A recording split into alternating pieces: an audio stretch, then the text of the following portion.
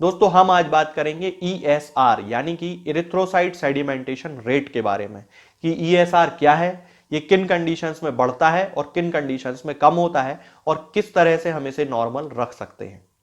दोस्तों erythrocyte sedimentation rate यानी कि ESR एक हेमेटोलॉजिकल डायग्नोस्टिक टेस्ट है जिसका उपयोग leukaemia, polycythaemia, rheumatoid arthritis, anaemia इन जैसी कंडीशंस का पता लगाने और उनकी डिफरेंशियल डायग्नोसिस के लिए किया जाता है। सामान्यतः इसकी दो मेथड्स होती हैं जिन्हें वेस्टर्न ग्रीन मेथड और विंट्रोब्स मेथड कहा जाता है। विंट्रोब्स मेथड में एक विंट्रोब ट्यूब होती है, यह कांच की 100 mm लंबी एक ट्यूब होती है जिसमें 2 ml ब्लड लिया जाता है और उसको 1 घंटे के लिए रख दिया जाता है और उस 1 घंटे में यह देखा जाता है कि कितनी आरबीसीज उसके नीचे सेडिमेंट के रूप में इकट्ठी हो गई, यानी कि उसका जो बेस होता है, उसका जो तल होता है, उसमें कितनी आरबीसीज इकट्ठी हुई हैं, उनको मिलीमीटर में नाप लिया जाता है। इसे ही ESR कहते हैं। एक दूसरी मेथड होती है जिसे वेस्टर्न ग्रीन मेथड कहते हैं। वेस्टर्न ग्रीन मेथड में एक 200 mm लंबी एक ट्यूब होती है जिसे वेस्टर्न ग्रीन ट्यूब कहते हैं। इसमें 2 ml ब्लड ले लिया जाता है और 0.5 ml सोडियम सिट्रेट लिया जाता है।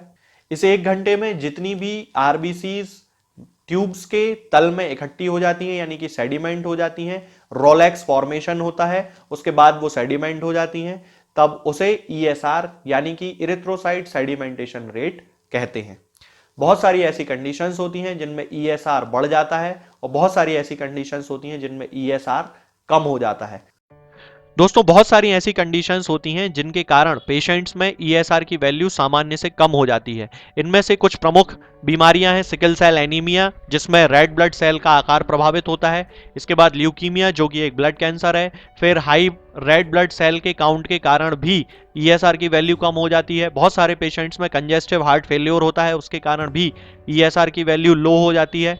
बहुत सारे पेशेंट्स के ब्लड में फाइब्रिनोजन प्रोटीन की मात्रा में कमी आती है, उससे भी ESR की वैल्यू कम होती है। हाइपर विस्कोसिटी यानी कि ब्लड की थिकनेस के बढ़ जाने के कारण भी ESR की वैल्यू कम होती है और ब्लड में व्हाइट सेल्स के बढ़ जाने के कारण भी ESR की वैल्यू सामान्य से कम हो जाती है।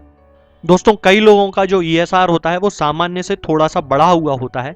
उनमें ये बिल्कुल ज़रूरी नहीं है कि उन्हें कोई बीमारी हो, क्योंकि ऐसी बहुत सारी कंडीशंस होती हैं जिनमें ESR सामान्य अवस्था में भी बढ़ जाता है, जैसे प्रेगनेंसी हो सकती है, मेंस्ट्रुएशन यानी कि महिलाओं में पीरियड्स के समय पे ESR थोड़ा सा बढ़ जाता है। उसके अलावा उम्र बढ़ने के साथ साथ भी ESR थोड़ा सा बढ़ता है। बहुत सारी ऐसी कंडीशंस होती हैं जैसे कि रूमेटॉइड आर्थराइटिस हुआ, एनीमिया हुआ, thyroid disease, kidney disease, red blood cells की कोई एबनॉर्मेलिटी हुई जैसे कि मैक्रोसाइटोसिस हो सकता है, या फिर कुछ प्रकार के कैंसर्स जैसे कि लिम्फोमा हो सकते हैं, ट्यूबरकुलोसिस हो सकती है, बोन इन्फेक्शन हो सकता है, हार्ट इन्फेक्शन हो सकता है या सिस्टेमिक इन्फेक्शंस हो सकते हैं। ये ऐसी बीमारियां होती हैं जिनमें ESR की वैल्यू सामान्य से बस थोड़ी सी ही ज़्यादा होती है। दोस्तों इसके अलावा ऐसी बहुत सारी कंडीशंस होती हैं जिनमें ESR की वैल्यू 100 मिलीमीटर पर आवर से भी ज़्यादा हो सकती है। इन कंडीशंस में प्रमुख होती हैं मल्टीपल माइलोमा जो कि एक प्रकार का प्लाज्मा सेल का कैंसर है, इसके बाद वेल्डनस्ट्रोम्स मैक्रोग्लोब्यूलिनीमिया एक वाइट ब्लड सेल का कैंसर है, इसके बाद आता है टेम्पोरल आर्टराइटिस या फिर पॉलीमाइल्जिया रूमेटिका या फिर हाइपर सेंसिटिविटी वस्कुलाइटिस। ये एक एलर्जन की रिएक्शन है जो कि ब्लड वेसल्स में इन्फ्लेमेशन कर देती है।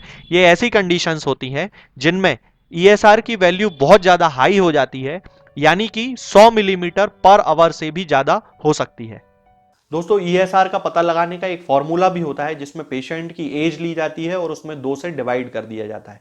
यदि किसी महिला में ESR का पता लगाना है तब उसकी एज में 10 जोड़कर 2 का डिवाइड दिया जाता है, जिससे ESR मिलीमीटर पर आवर में हमें प्राप्त हो जाता है।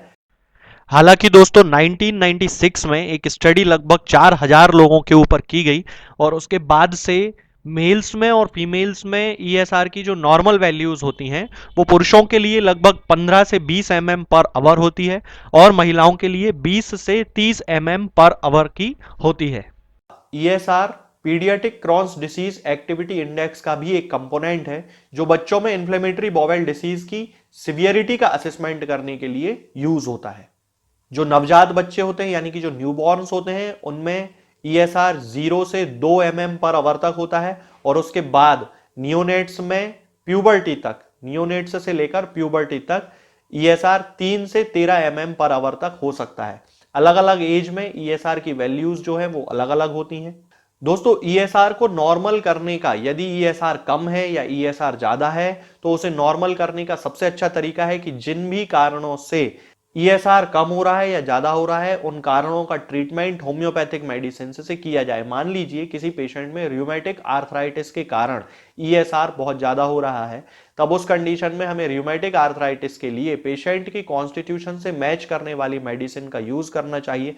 जैसे बहुत सारे पेशेंट्स में लीडम्पाल है, ब्रायोनिया है, रस्टॉक्स है, इन मेडिसिन का उपयोग हमें करना चाहिए ताकि उनके ESR को नॉर्मल लेके आया जा सके। यदि किसी पेशेंट में एनीमिया के कारण ESR बढ़ रहा है, तब उस कंडीशन में हमें पेशेंट को फेरम फॉस, फेरम मेटेलिकम या उसके कॉन्स्टिट्यूशन से मैच करने वाली जो भी मेडिसिन है जो उसमें एनीमिया का कारण है उसको दूर कर देगी और ESR को नॉर्मल लेवल पर लेकर आ जाएगी। आगे के वीडियोस में हम बात करेंगे कुछ और नई बीमारियों और उनकी होम्योपैथिक दवाओं के बारे में।